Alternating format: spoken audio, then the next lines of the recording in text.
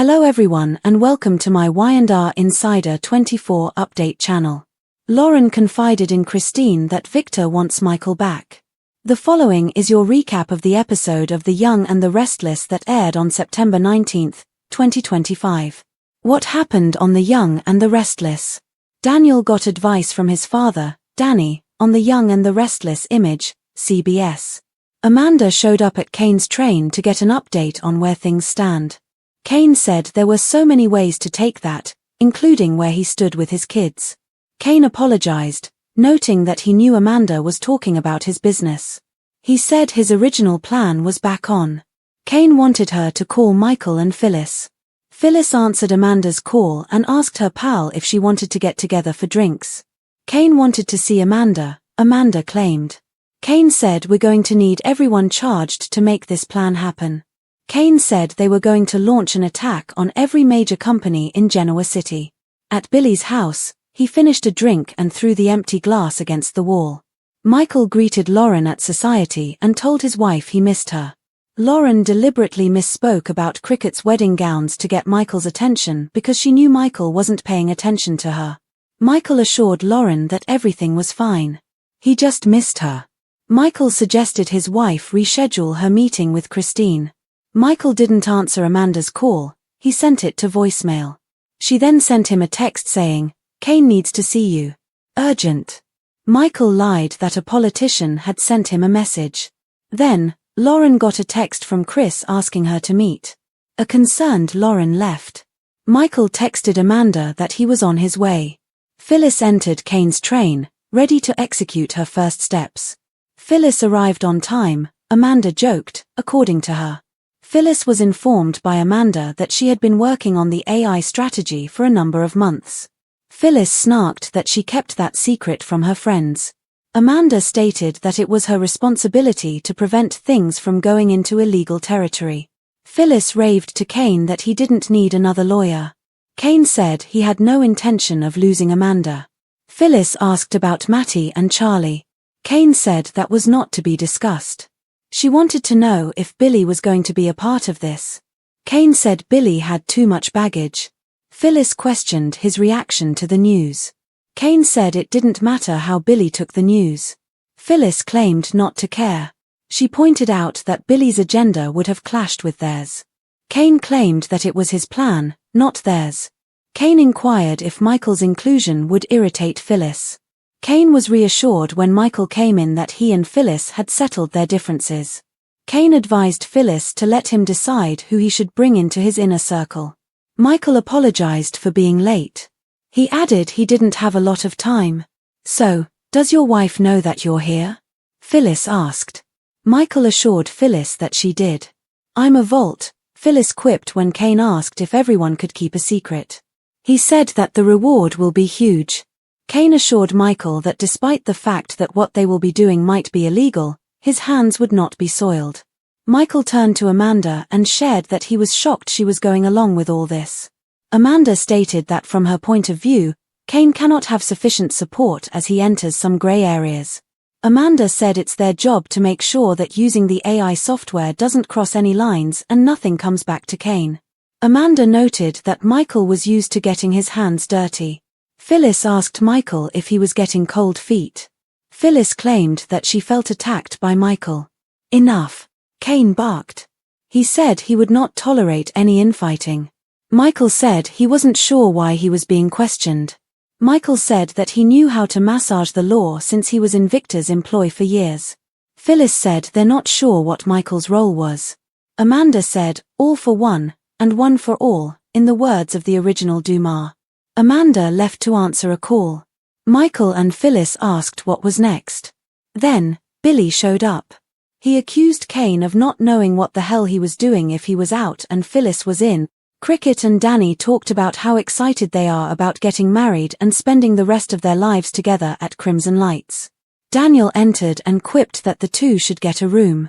Danny asked his son if he was okay. He said his brain was fried, and he changed the subject to their wedding. Chris said it was now going to be in November. "I love you," Danny told Cricket.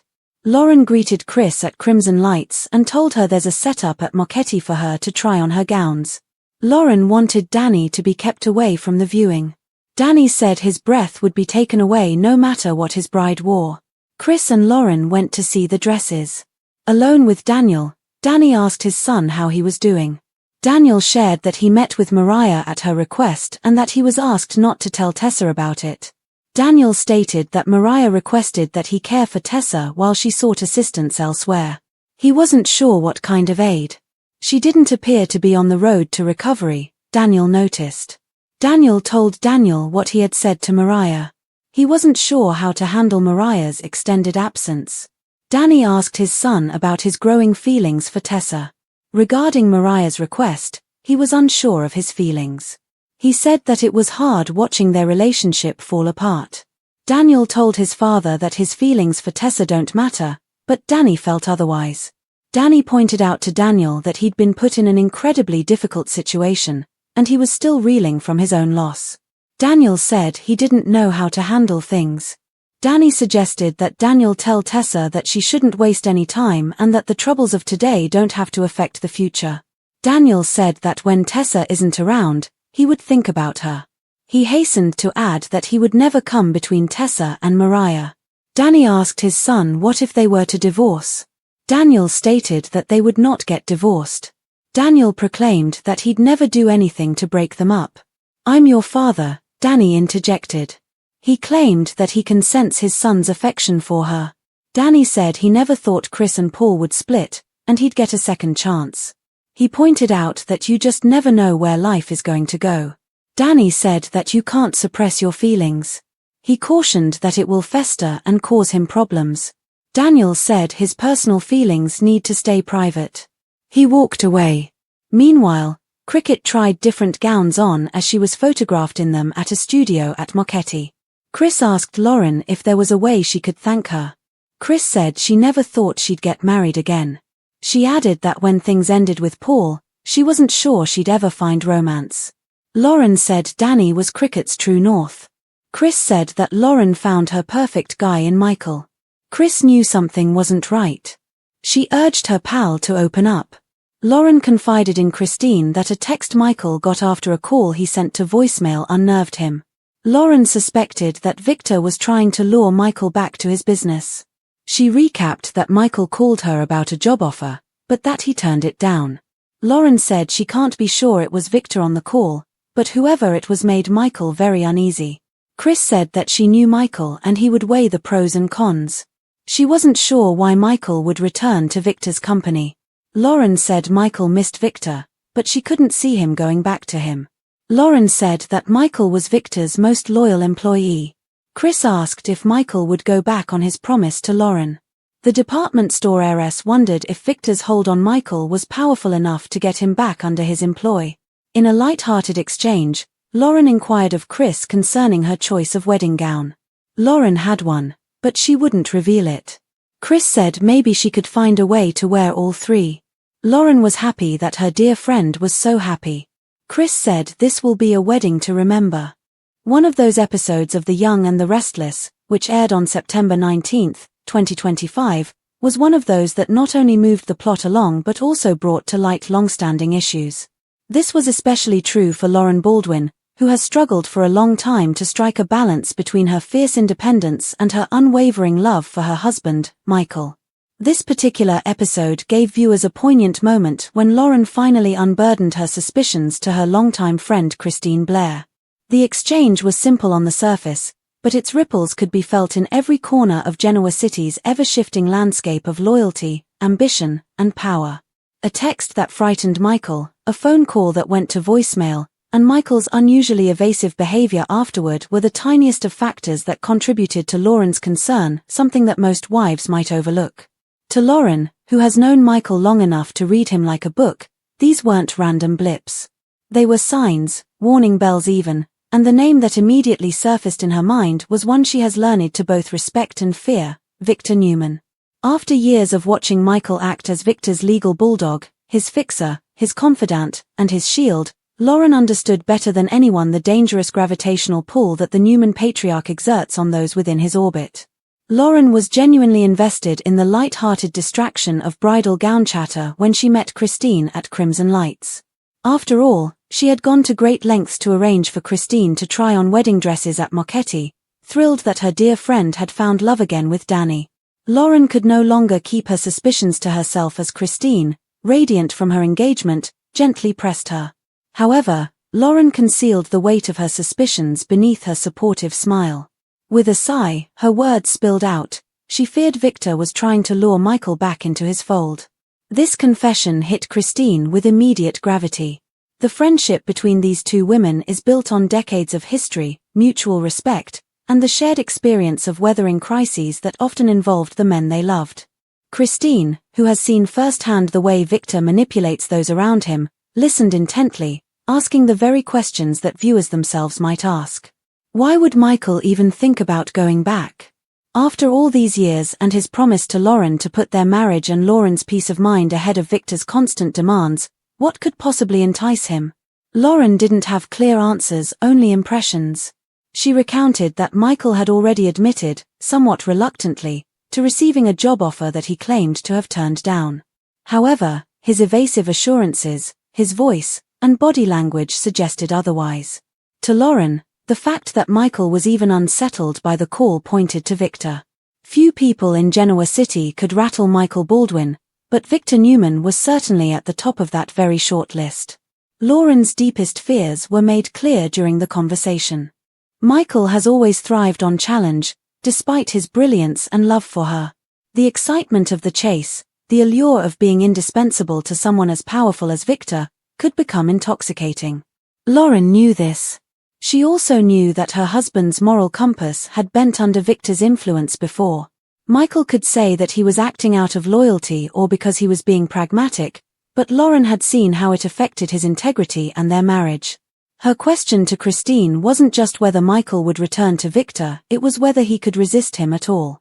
Christine, ever the rational and compassionate friend, offered reassurance but also realism. She reminded Lauren that Michael was not the kind of man to leap without weighing the pros and cons, and that ultimately, he loved his wife more than he loved the thrill of Victor's approval. Yet Christine also admitted that Victor's influence was legendary, and if he wanted Michael back badly enough, he would find a way to exert pressure. The conversation highlighted a fascinating dynamic, Lauren's vulnerability in admitting her fears, and Christine's role as both friend and sounding board, bridging the gap between the personal and the professional. This scene became the emotional heart of the episode, grounding the high-stakes business plots and personal betrayals swirling elsewhere in Genoa City. Lauren and Christine served as a reminder that the cost of these schemes is not only measured in dollars and deals, but also in the very relationships that hold people together, as Kane plotted corporate warfare with Amanda, Phyllis, and Michael himself, and Billy spiraled into frustration and rage. For Lauren, the potential cost was her husband's soul and her trust in him. The brilliance of this sequence lay in its juxtaposition with the other threads unfolding around it. Michael, after all, had already stepped into Kane's clandestine meeting, positioning himself squarely in the grey area of legality and loyalty. He admitted to Kane that he had honed his skills at massaging the law while working for Victor, which Lauren would have been shocked to hear. To her, he claimed detachment and normalcy. To Kane and Phyllis, he offered his expertise in bending the rules. The duality of Michael Baldwin was on full display, and Lauren, without even knowing the specifics, felt it in her bones. Meanwhile, Victor's name loomed large without his physical presence. He was the phantom at the center of Lauren's fears, the shadow behind Michael's evasions, and the unseen force capable of reshaping alliances across Genoa City. The question that remained for the audience was Lauren's intuition right? Was Victor indeed pulling strings, testing Michael's resolve, and waiting for the right moment to reclaim his most trusted lieutenant? Or was Michael already too deep in Kane's plot to disentangle himself, using Victor as a convenient smokescreen? Christine's counsel to Lauren provided no easy answers, but it underscored the complexity of the situation. She reminded her friend that marriage requires trust, even when doubt gnaws at the edges. She also encouraged Lauren not to jump to conclusions without proof. Yet the worry in Lauren's eyes remained. The episode made it clear that Lauren's confession was not just a fleeting concern but the beginning of a potential storyline that could fracture her marriage, pit her against Victor, and force Michael to choose between loyalty to his wife and his insatiable need for relevance and challenge. On the surface, the scene between Lauren and Christine may have seemed like a quiet moment in an otherwise eventful episode filled with business schemes, emotional confessions, and romantic planning. But in truth, it was the most consequential. Soap operas thrive on the intersection of the personal and the professional, and Lauren's worry tied directly into the machinations happening behind closed doors.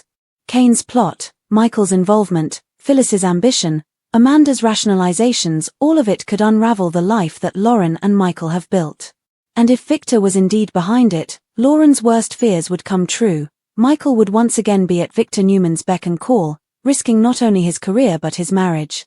As Lauren sat with Christine, torn between loyalty and fear, the poignancy of her words reminded viewers why the young and the restless has endured for decades. It isn't just about hostile takeovers or clandestine meetings, it's about the way love, trust, and betrayal ripple through every decision, every whispered secret, every phone call ignored or answered. Lauren's confession was more than a moment of doubt, it was the spark of a storyline that promised to test not just her marriage but her resilience, her friendship with Christine, and her ability to stand firm in a world where Victor Newman's influence is as inevitable as gravity itself.